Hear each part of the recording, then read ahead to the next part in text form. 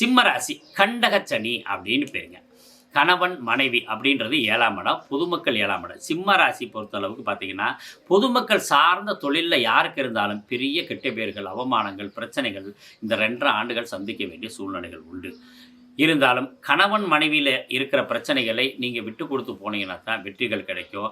அதே மாரி பொது தொழில்ல ஈடுபடுறவங்க, அதாவது பிறருக்கு பயன்படுற மாரி தொழில்ல, சர்வீஸ் தொழில் அப்படின்னு சொல்ற மாரி தொழில்ல ஈடுபடக்கூடியவர்களுக்கும் ஒரு கெட்ட பெயர்கள் உண்டு.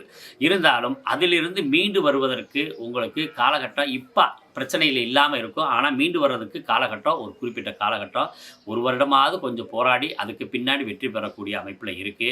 இருந்தாலும் கூட இந்த சிம்ம ராசிய பொறுத்தளவுக்கு ராசி அதிபதி எப்பப்பெல்லாம் 3, 6, 11, 10ல வரும்போது இந்த பிரச்சனைகள்லேருந்து அப்பப்போ விடுபட்டுருவாங்க. அப்போ இவங்களுக்கு வந்து ஒரு குறிப்பிட்ட காலம் ஒரு கஷ்டத்தை கொடுத்தாலும் அதிலேருந்து விடுபடக்கூடிய அமைப்பு இந்த ராசி அதிபதி கொடுப்பார்.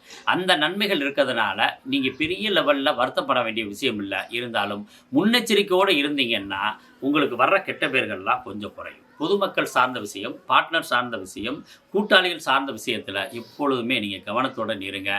அந்த கவனமே உங்களுக்கு மிகப்பெரிய வெற்றியை தரும்.